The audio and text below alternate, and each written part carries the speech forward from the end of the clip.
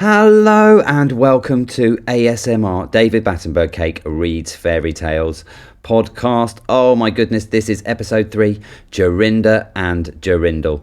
I am here with Big Mick. How are you doing, Big Mick? I'm doing great, thank you, David. Ready for a nice, majestic recording of this story. Are you ready, David? I am, Big Mick. I'm ready to read.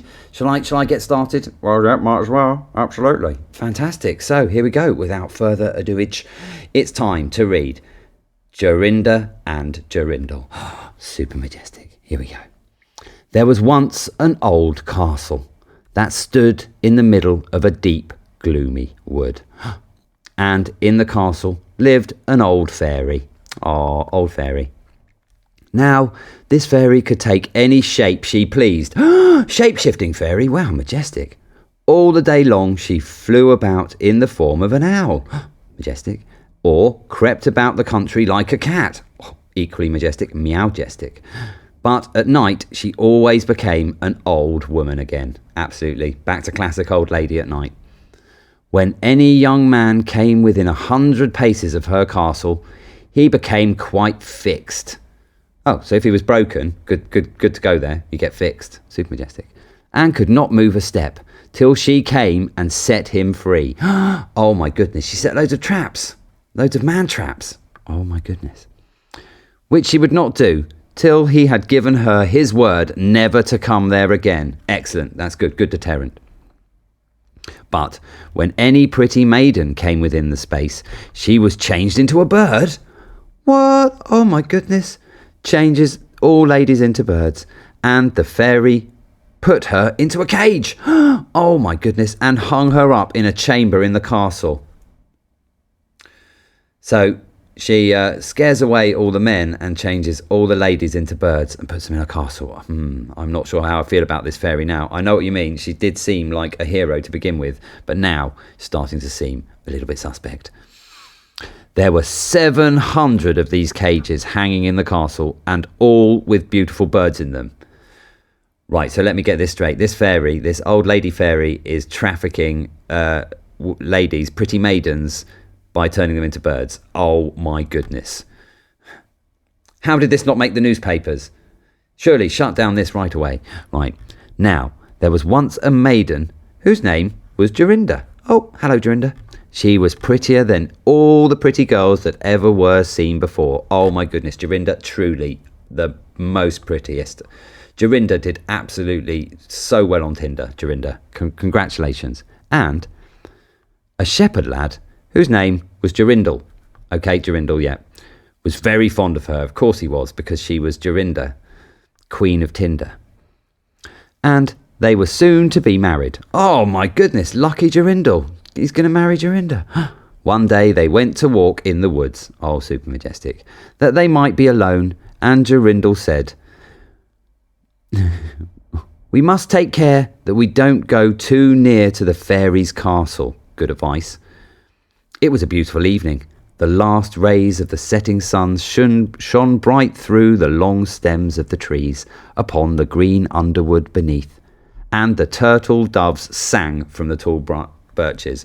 Oh my goodness, you could not believe how they sounded like, the turtle doves. They were great, they were. Teenage Mutant Ninja Turtle Doves. Shut up, doves! We're trying to sleep. Jorinda sat down to gaze upon the sun. Jorindel sat by her side, and both felt sad. They knew not why, but it seemed as if they were to be parted from one another forever. Oh my goodness, dun dun dun, what's going to happen? They had wandered a long way, and when they looked to see which way they should go home, they found themselves at a loss to know which path to take. Oh my goodness, which way should we go? We should have gone for the Hansel and Gretel method. Oh my goodness, we should have left ourselves a little trail. You should have marked on GPS where we were. Oh, Jorindel. Oh my goodness. The sun was setting fast, and already half of its circle had sunk behind the... Oh my goodness, what's it sunk behind?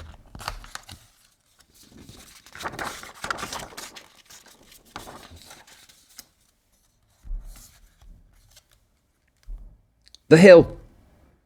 Jorindel was suddenly Oh, is that right? Yes, that's right. Questioning myself. Oh my goodness, silly David. Right, here we go. The hill. Jorindel on a sudden looked behind him and saw through the bushes that they had, without knowing it, sat down close under the old walls of the castle. Oh my goodness. Then he shrank for fear, turned pale and trembled. Jorinda was just singing. Classic Jorinda. The ring-dove sang from the willow spray. Well a day, well a day. He mourned for the fate of his darling maid. Well a day. Jorinda, you should get off Tinder and get yourself a majestic singing career. Oh my goodness. I'm sure you'd be a big hit on TikTok. When her song stopped suddenly. Oh my goodness, sorry. Well a day. Her song stopped suddenly. Jorindel turned to see the reason and beheld his Jorinda changed into a nightingale. Oh my goodness, so that her song ended with a mournful jug jug. A mournful jug jug? What the hell does that mean? Okay, anyway, a mournful jug jug apparently.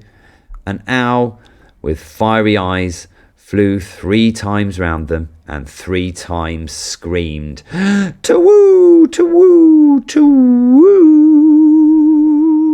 It's a very theatrical owl. Jorinda could not move. He stood fixed as a stone and could neither weep nor speak nor stir hand or foot. He wasn't making any food right then. And now the sun went quite down.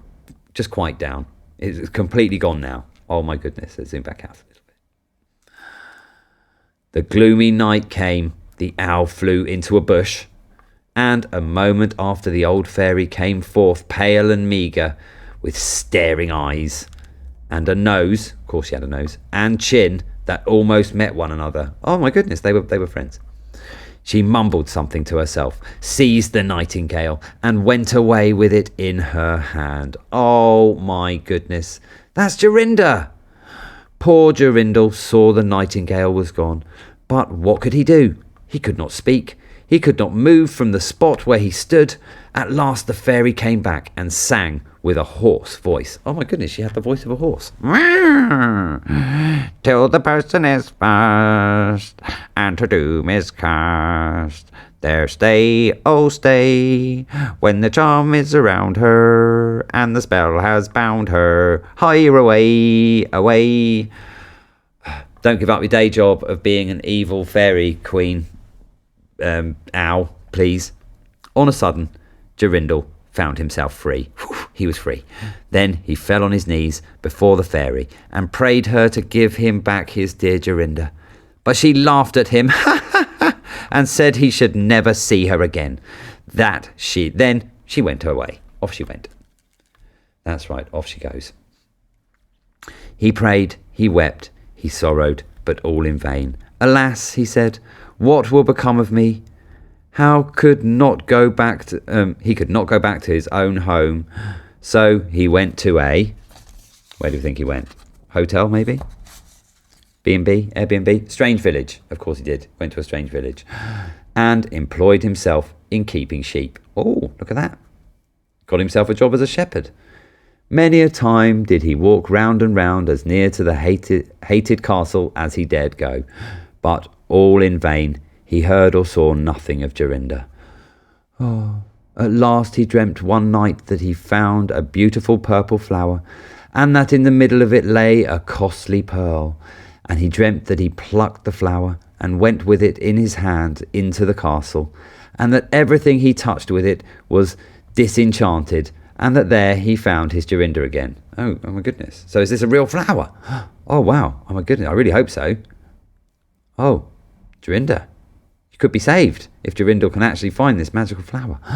In the morning, when he awoke, he began to search over hill and dale for this pretty flower, and 8 long days he sought for it in vain. But on the 9th day, early in the morning, he found the beautiful purple flower, and in the middle of it was a large dewdrop. Oh my goodness, as big as a costly pearl. It was massive. Then he plucked the flower and set out and travelled day and night till he came again to the castle. Oh, he's got the magic flower now. That's good, isn't it? Oh my goodness. He walked nearer than 100 paces to it, and yet he did not become fixed as before. He was determined this time, but found that he could go quite close up to the door. Jorindel was very glad indeed to see this. Then he touched the door with the flower, and it sprung open, so that he went in through the court and listened when he heard so many birds singing. Oh my goodness, it was a choir of singing birds. At last he came to the chamber where the fairy sat, with the 700 birds singing in the 700 cages. Oh my goodness, it was truly the greatest gig you've ever been to. When she saw Jorindel, she was very angry. Oh my goodness, what's she angry for? And screamed with rage. Wah! But she could not come within 2 yards of him, for the flower he held in his hand was his safeguard. Yay, magic flower! He looked around at the birds, but alas, there were many, many nightingales, and how then should he find out which was his Jorinda? While he was thinking what to do, he saw the fairy had taken down one of the cages and was making the best of her way off through the door. Ha ha, that must be Jorinda. Jorindel, quick, that's the one. She's shown you. He ran or flew after her. Ran or flew? Well, he ran. He's not a bird. Why did you write that? It should just be ran. We need to change that. He ran after her, touched the cage with the flower, and Jorinda stood before him and threw her arms around his neck, looking as beautiful as ever, as beautiful as when they walked together in the wood. Yay, magic flower! Then he touched all the other birds with the flower, so that they all took their other forms again, all 700 of them. That would have taken him ages. And he took Jorinda home, where they were married, and lived happily together for many years. And so did a good many other lads, whose maidens had been forced to sing in the old fairies' cages by themselves, much longer than they liked. The end. And thankfully, the old fairy, she died of cholera the next day.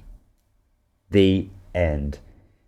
Super majestic. There we go. That is Jorinda and Jorindel. Ah, what a lovely story about lady trafficking perpetrated by an evil fairy. Thank you so much for being here, listening to the 3rd episode of David Battenberg Cake Reads Fairy Tales. Whoop, whoop, whoop. Super majestic. Yo, yo, yo. Please like, share and subscribe and leave some comments. Tell us what you think. I want to know what you make of Jorinda and Jorindel. It was a bit bonkers, wasn't it? But at least it had some shape-shifting fairies. And let's face it, a story is only good if it's got shape-shifting fairies, isn't it, Big Mick? That's right, David. The amount of shape-shifting fairies makes a story much better. Thank you very much. There we go. Here endeth the podcast. Thank you so much. I love you all from the Battenberg of my Battenberg. Catch you next time. Take care. Mwah.